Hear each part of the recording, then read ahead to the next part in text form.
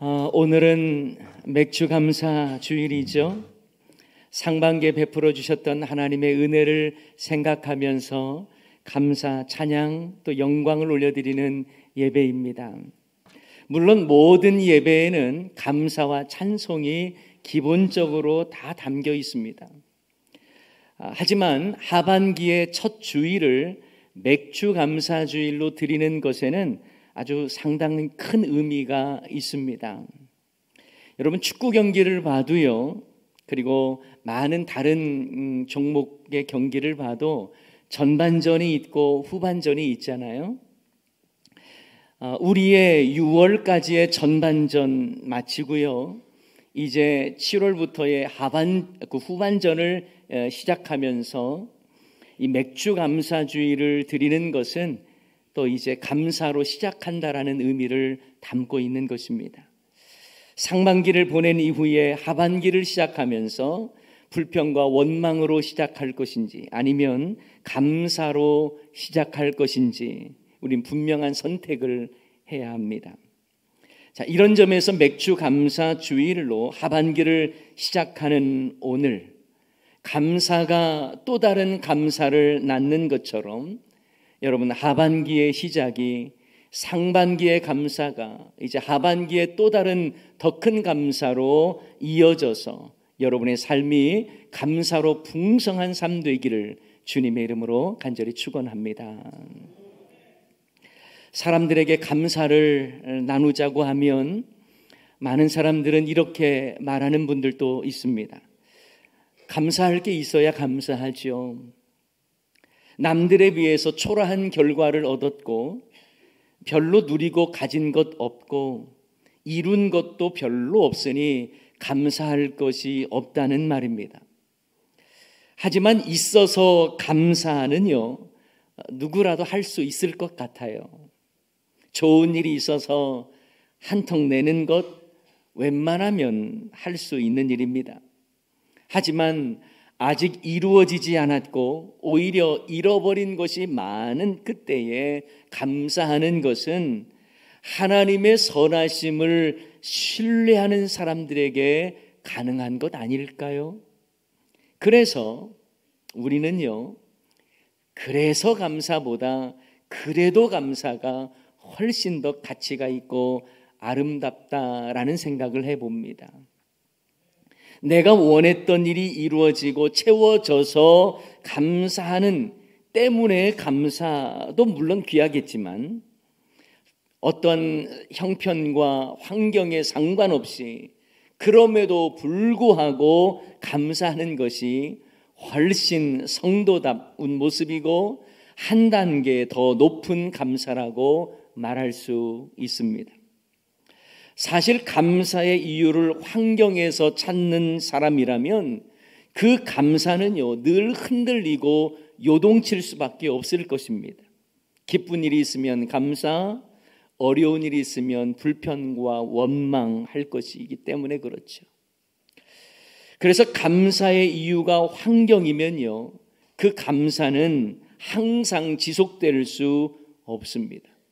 성경에서 우리에게는 범사에 감사하라 말씀하셨는데 우리의 감사가 환경을 이유로 감사하면 도무지 범사에 감사할 수가 없는 것이죠.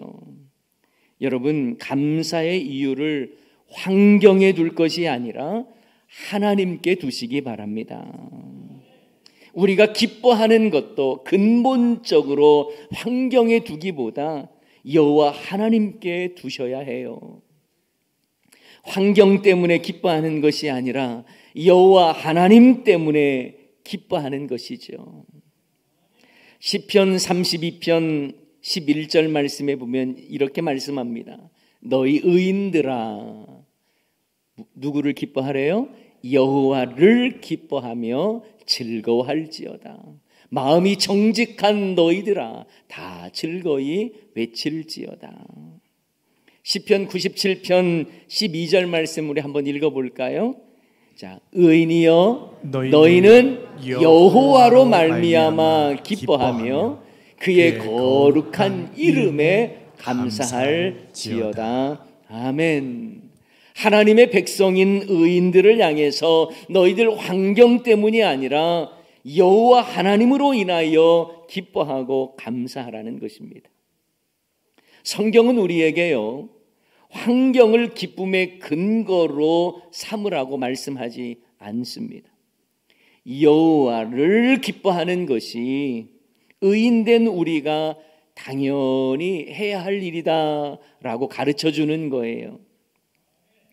하나님께서 내가 원하는 것을 이루어 주셨기 때문에 내가 기뻐하는 것은요, 물론 그것도 귀하지만 수준 높은 기쁨이나 감사는 아니에요.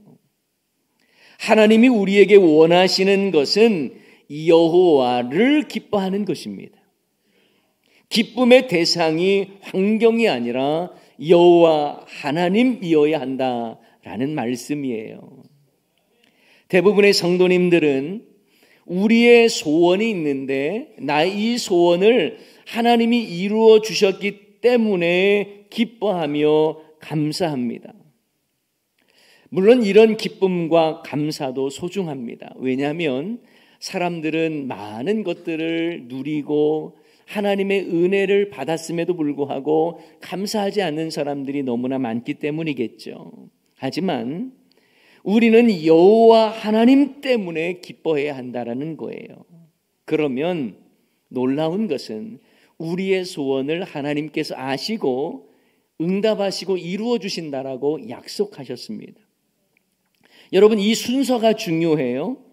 하나님께서 내가 원하는 것을 해주시면 내가 여호와를 기뻐하겠다라는 것과 내가 여호와를 기뻐하면 하나님께서 나를 기뻐하심으로 나의 마음의 소원도 이루어 주신다라는 거예요. 이 순서를 여러분이 주목하셔야 돼요.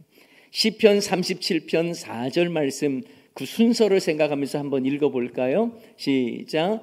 또 여호와를 기뻐하라. 그가 내 마음의 소원을 내게 이루어 주시리로다. 아멘. 순서가 이렇지 않습니다. 내 마음의 소원을 내게 이루어 주시면 내가 여호와를 기뻐하겠다, 이 말이 아니에요.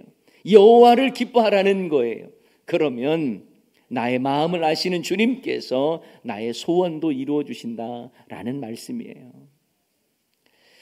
우리의 감사를 환경이나 상황처럼 변하는 것에 두지 마십시오. 변치 않으시는 하나님께 두시기를 바랍니다. 사업이 잘 돼서 감사합니까? 물론 그것도 귀합니다만 사업의 주인 되시는 하나님 때문에 감사하시기 바랍니다. 사업은요, 잘 되다가도 안 될 수가 있잖아요. 근데 그 사업, 그 환경 때문에 감사하면요, 우리의 감사는 흔들릴 수밖에 없어요. 하지만 변함없이 우리를 사랑하시는 하나님께 감사의 이유, 기쁨의 이유를 두면 흔들리지 않습니다. 어떤 상황에서도 감사하게 되는 거예요. 여러분, 그래서 우리가 잘 알고 있는 하박국 선지자의 고백, 우리는 너무 잘 알고 있지 않습니까? 무화과 나무가 무성하지 못하고 포도나무에 열매가 없고 감람나무에 소출이 없고 밭에 먹을 것이 없으며 우리의 양이 없고 외양간에 소가 없을지라도. 그런데 그 다음에 하박국 선지자가 뭐라고 고백합니까? 따라서 한번 해볼까요? 나는 여호와로 말미암아 즐거워하며, 나는 여호와로 말미암아 즐거워하며 나의 구원의 하나님으로 말미암아 기뻐하리로다. 나의 구원의 하나님으로 말미암아 기뻐하리로다. 아멘. 아무것도 없는 상황에서 항상 있으신 하나님으로 인하여 기뻐하는 거예요. 변화무쌍한 환경 중에도 변치 않으시는 하나님으로 인하여 기뻐하는 것입니다. 그래서 우리는요, 누구라도 자연스럽게 저절로 할 수 있는 감사 정도가 아니라 의지적인 감사가 더 중요한 거예요. 이런 점에서 그래서 감사보다 그래도 감사가 더 중요한 것입니다. 자, 오늘 본문 시편 31편 말씀을 보면 다윗의 시로 되어 있습니다. 다윗이 얼마나 큰 고통과 아픔을 가지고 있었는지 참 애절하게 느껴져요. 그런 가운데에서도 다윗은 치열하게 올려드린 시가 바로 시편 31편입니다. 힘들고 어렵고 핍박 가운데 있고 고통 중에 있지만 그런 중에도 여호와를 즐거워하며 감사하는 다윗의 고백을 볼 수가 있습니다. 여러분, 다윗이 어떤 상황에 있었는지 9절 말씀을 보면 이렇게 말씀하고 있습니다. 여호와여, 내가 고통 중에 있사오니 내게 은혜를 베푸소서. 내가 근심 때문에, 뭐 때문에요? 근심 때문에 눈과 영혼과 몸이 쇠하였나이다. 자신이 도무지 감당할 수 없는 고통으로 인해서 하나님의 은혜를 사모하는 거예요. 내게 은혜를 베푸소서. 그리고 내가 근심 때문에 눈과 영혼과 몸이 쇠하였다라고 고백하는 것입니다. 심신이 지쳐버린 거예요. 탈진한 것입니다. 내가 근심 때문에 다윗이 엄청난 스트레스를 받고 있었다는 것을 알 수 있습니다. 얼마나 그 스트레스가 심했는지 눈과 영혼과 몸이 쇠해졌다라고 고백하는 것입니다. 여러분, 우리가 스트레스 많이 받잖아요. 그런데 스트레스를 보면 남이 나에게 주는 스트레스도 있고요, 환경이 나에게 주는 스트레스도 있지만 내 스스로가 주는 스트레스도 많습니다. 그 스트레스로 인해서 계속 꼬리에 꼬리를 물고 더 힘들어지는 경우도 많죠. 그래서 영육이 쇠하는 것입니다. 여러분, 우리가 영적으로 늘 행복하고 좋으면 얼마나 좋겠습니까? 하지만 나도 모르게 슬럼프를 경험할 때도 있고, 만사가 귀찮아질 때도 있고, 너무 예민해져서 남의 말이 나에게 너무 힘겹게 다가와서 스트레스를 받기도 하고, 그리고 내가 생각하지 말아도 되는 것까지 생각하면서 스트레스를 충만하게 받는 경우들이 많잖아요. 여러분, 다윗도 좀 믿음의 사람으로서 당당할 것 같은데 그 역시 수많은 근심과 스트레스로 눈과 영혼과 몸이 쇠하여졌다라고 고백하는 것입니다. 여러분, 10절 말씀에도 보면 그의 모습이 어떻습니까? 한번 읽어볼까요? 시작. 내 일생을 슬픔으로 보내며 나의 연수를 탄식으로 보내며 내 기력이 나의 죄악 때문에 약하여지며 나의 뼈가 쇠하는도다. 아멘. 내 일생을 슬픔으로 보낸대요. 나의 연수를 탄식으로 보내고 있다라는 것입니다. 여러분, 어떤 느낌이 듭니까? 안타깝죠. 매일매일 슬픔과 탄식으로 보내고 있다는 말입니다. 자신의 기력도 약해지고 뼈가 쇠하여졌다라고 고백합니다. 그런데 그 이유를 뭐라고 이야기하냐면 나의 죄악 때문에 약하여지며 나의 뼈가 쇠하는도다. 여러분, 앞에서는 근심 때문에 이렇게 나왔잖아요. 근데 10절에서는 나의 죄악 때문에 이렇게 약해지고 내 뼈가 쇠해졌다라고 말하죠. 근데 11절에 보면 모든 대적들 때문에라고 하는 내용이 또 나와요. 대적들이 또 있는 거예요. 9절에서는 근심 때문에, 10절에서는 나의 죄악 때문에, 11절에서는 모든 대적들 때문에 내가 너무 힘들다라고 말하는 것입니다. 12절에서는 뭐라고 말하냐면 내가 죽은 것처럼 잊혀진 존재가 되었다라고 말을 하는 것입니다. 그래서 깨진 질그릇과 같다라고 말을 합니다. 자신이 마치 죽은 사람처럼 사람들에게 잊혀져 버렸다라는 거예요. 그 일로 인해서 자기의 마음이 깨진 그릇처럼 산산조각 나 버렸다라는 내용입니다. 우리 12절도 한번 볼까요? 내가 잊어버린 바 됨이 죽은 자를 마음에 두지 아니함 같고 깨진 그릇과 같으니이다. 죽은 자를 마음에 두지 않잖아요. 우리는 아주 오래전에 돌아가신 분 항상 마음에 품고 있지 않잖아요. 그런 것처럼 다윗은 지금 살아있는데 자신에 대해서 죽은 자처럼 마음에 두지를 사람들이 않는다라는 것입니다. 다시 말하면 사람들에게 잊혀진 존재가 되었다라는 거예요. 여러분, 우리 사람들은요, 늘 연합하고 관계성을 맺으며 살아가게 되어 있습니다. 그래서 공동체라는 게 중요한 거거든요. 여러분이 신앙생활을 잘하기 위해서는 교회 공동체 또한 작은 교회 이 목장 안에 들어가서 좋은 관계성을 갖는 게 참 중요합니다. 그래서 서로 기도해주고 서로 지지해주고 격려해주는 모습들이 필요하죠. 그런데 이 관계성을 잃어버리고 소외되고 잊혀지고 외롭고 근심 가운데 살아가는 다윗의 모습을 우리는 보고 있는 것입니다. 여러분, 이런 마음들은요, 특별히 은퇴하신 분들이 많이 느끼는 감정이라고 해요. 현직에 계셨을 때에는 능력 인정받고 사람들이 나를 필요로 했고 나를 알아봐 주기도 했고 그리고 대단히 활동적이었는데 은퇴한 후에는 갑자기 약해지죠. 불러주는 이 없죠. 인정받는 일 크게 없죠. 현실 앞에 여전히 힘들고 또 허전한 마음이 밀려오는 것입니다. 그래서 오늘 본문의 표현을 빌리자면 깨진 질그릇 조각같이 돼버린 그런 마음의 상태일 수 있는 것입니다. 그래서 은퇴하신 분들, 직장에서 은퇴하셨거나 아니면 또 교회로 보면 은퇴하신 목사님, 은퇴하신 장로님들 보면 그 애절한 애창곡이 있어요. 고향 생각. 해는 져서 어두운데 찾아오는 사람 없어. 밝은 달만 쳐다보니 외롭기 한이 없다.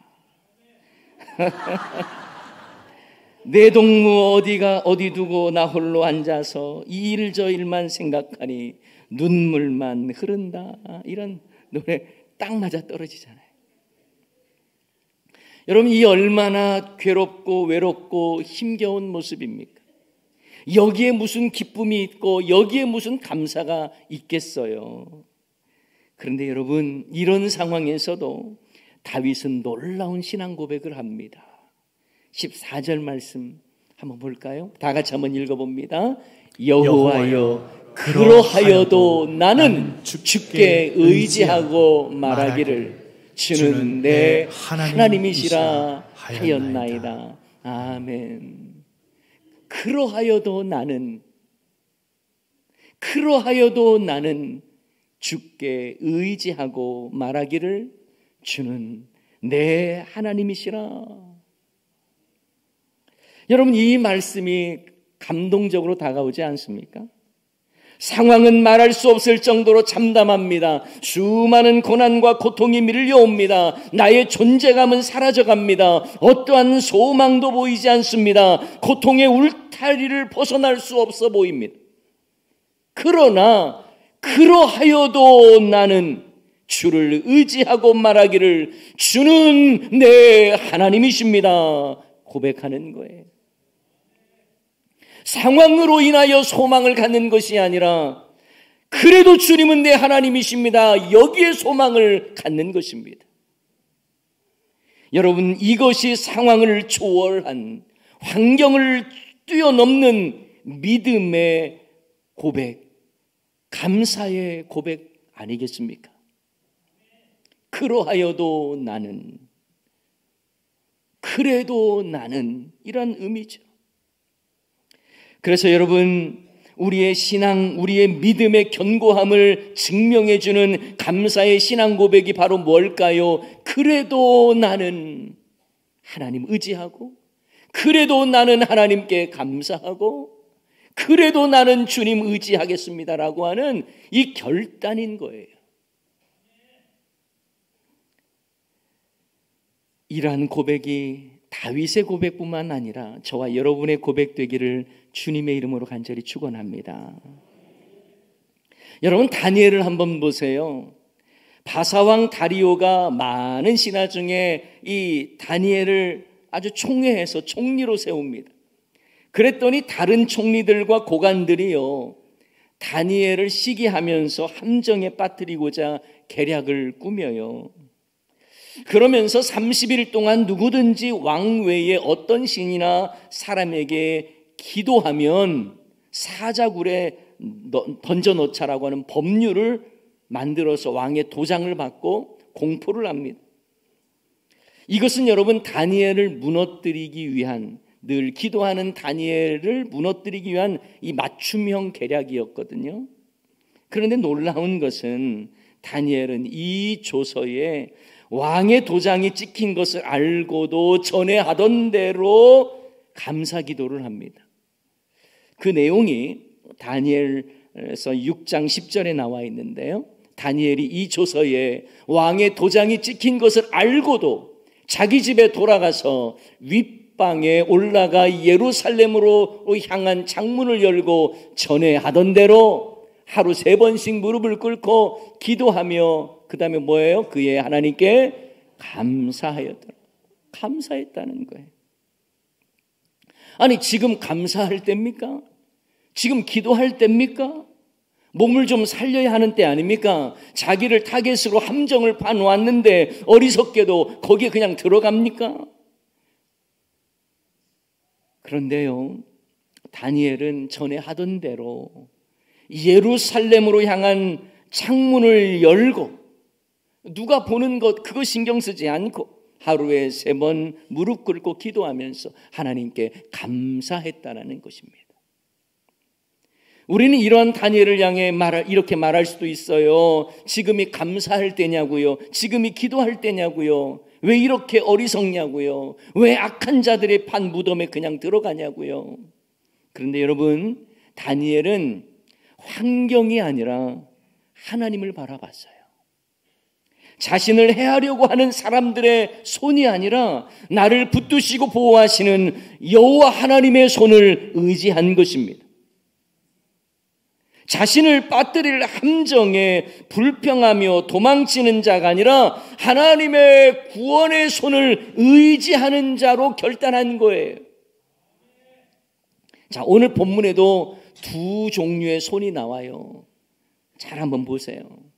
자, 오늘 본문 15절에 보면 하나의 손이 나오고 또 다른 손이 나오는데, 자, 먼저 한번 보십시다. 나의 앞날이 누구의 손에 있다고요? 주의 손에 있사오니.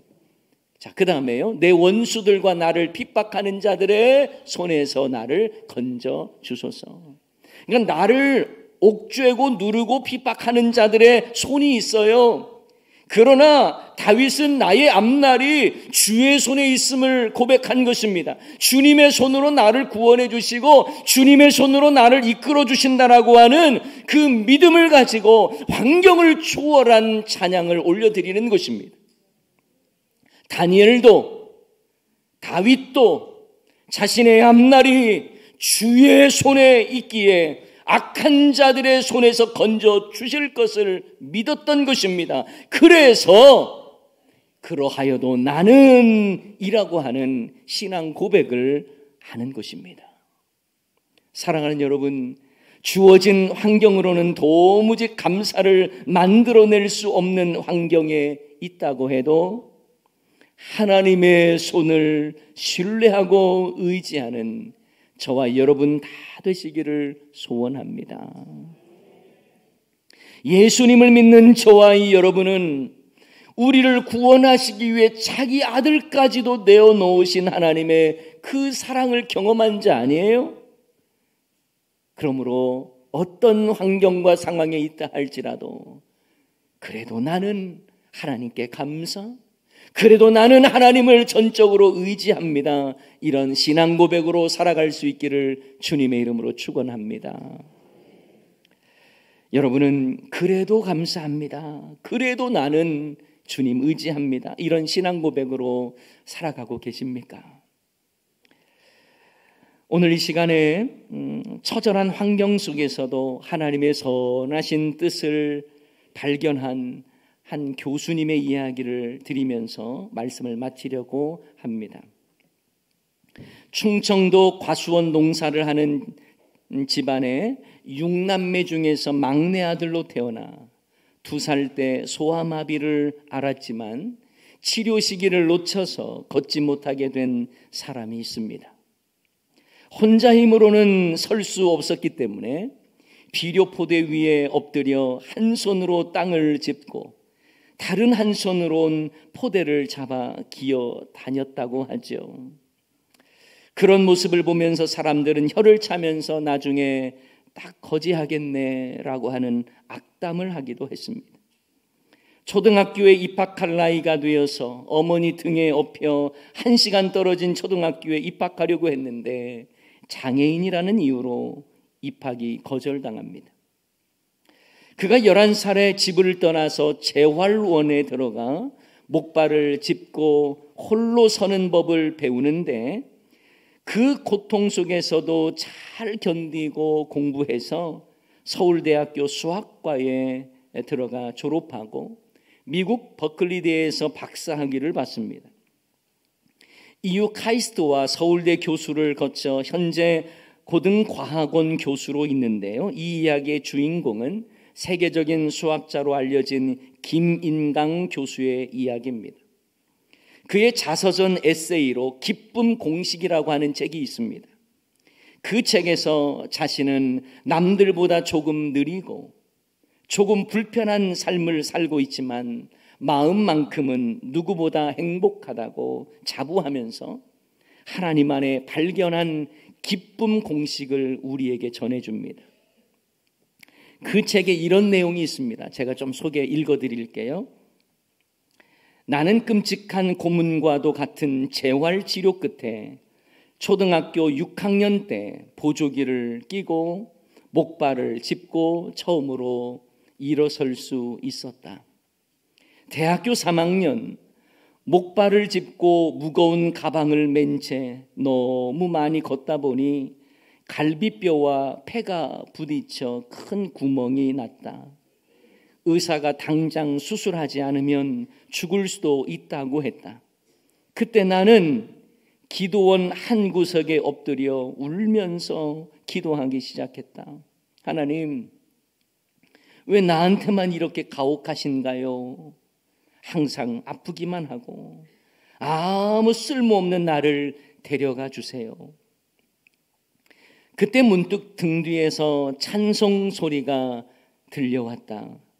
내 모습 이대로 주 받아주소서.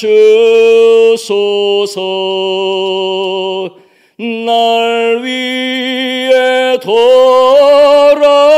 돌아가신 주 날 받아주소서.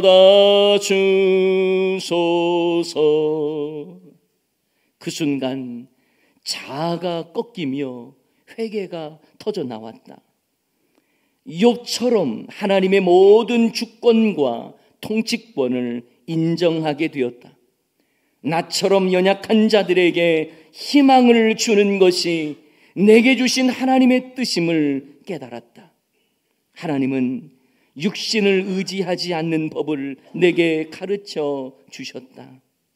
나는 아파서 누워있는 동안 기도하는 법과 성경 읽는 법을 배웠다. 고통 가운데서도 찬양하는 법을 배웠다.